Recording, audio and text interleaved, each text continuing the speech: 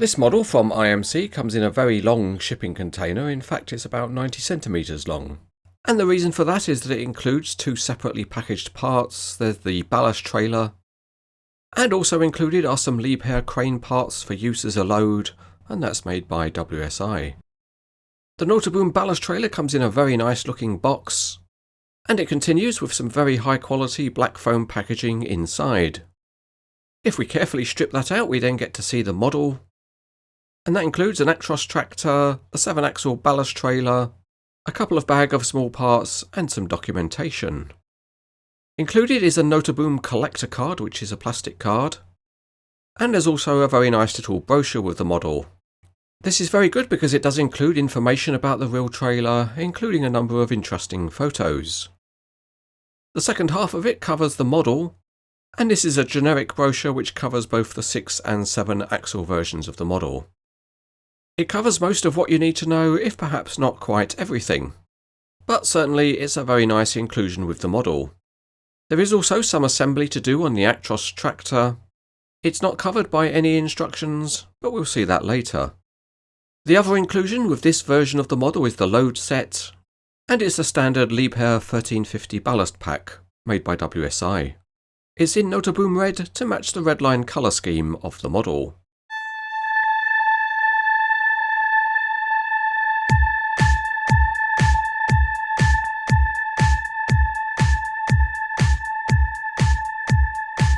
The 6x4 Actros originates from Techno and is a bit of assembly to do. And to start with, there are tiny lights to fit on each side of the bumper, and they really are very small. In terms of mirrors, there's a couple to fit. There's one that goes over the passenger side door, and then you have to fit the two main door mirrors themselves. After that, the last bits to fit are 3 aerials that go on the roof. The only issue is that not all of these parts are tight fitting in the holes, and they might be dropped out and lost. Moving on to the ballast trailer, the landing legs are not pre-fitted, so they have to be dropped in, and they're secured in place with tiny pins which can be fiddly to get in. At the back there's a bit of detailing to add, and that consists of a beacon light which pushes in. And lastly there's a headboard, and that pushes in 2 holes at the front of the ballast trailer. It's a bit tight because of paint thicknesses, so it needs a good push. So we'll call that the pre-assembly and now move on to the assembly, which is to attach the trailer to the tractor, and that's easy to do. And after that we just need to add the parts from the load kit to complete the model.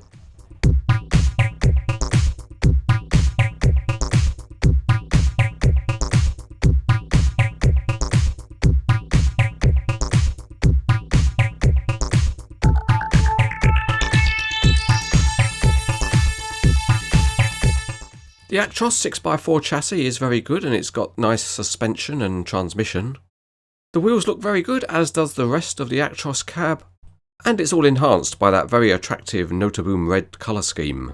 Behind the cab there's a plastic equipment tower, coiled lines, and nice rear lights. Looking underneath the trailer, and the appearance is very good. There are detailed axles and wheels, but perhaps the best part is the replica aluminium beams in the deck, which look very good underneath, and can be seen in the load floor also. The deck edges have a yellow stripe and tiny graphics, and the tie-down loops are highlighted. The ballast kit includes parts from a Liebherr LTM 1350 crane. It's all high quality, and in addition to the counterweight there's a hook and spreader plates.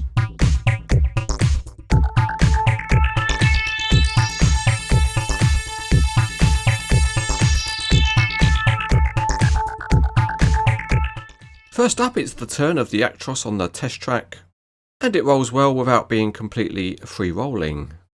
The rear wheels are joined to common axles, and at the front the steering has a decent range.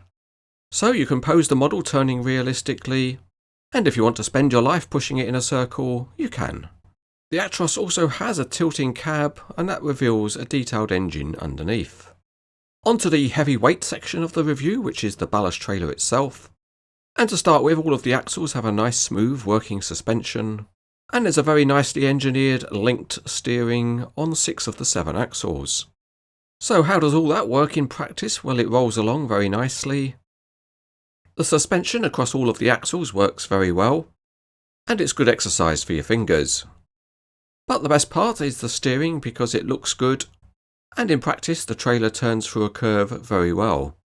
A tough test for a truck like this with all these axles is, are they all grounded?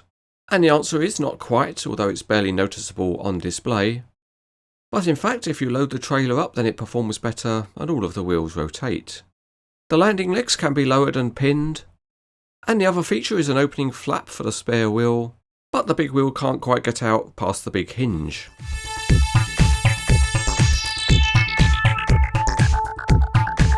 The main plus point of this model from IMC is how good it looks, and that's because the details are sharp and it's helped by the red colour scheme. The functionality is good and you can use the model to display other loads, and another good aspect is the high quality presentation of the model, all of which means it's easy to highly recommend.